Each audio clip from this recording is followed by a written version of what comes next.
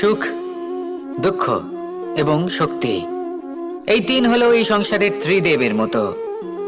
আমাদের জীবনে যা কিছু ঘটছে এই তিনটির ভিত্তির উপরেই হচ্ছে।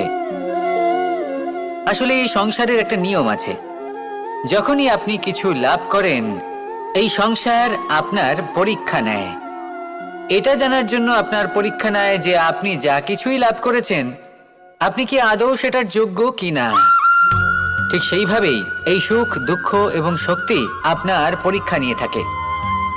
যখন সুখ আসে তখন সে আপনার পরীক্ষা নেয় যে আপনার মধ্যে অহংবোধ জাগ্রত হয়নি তো।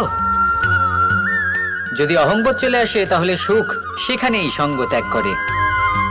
দুঃখ আপনার ধৈর্যের পরীক্ষা নিতে থাকে, আর যদি আপনার মধ্যে ধৈর্য না থাকে তাহলে এটা আপনাকে আরো বেশি দুঃখের গভীর অন্ধকারে ঠেলে দেবে।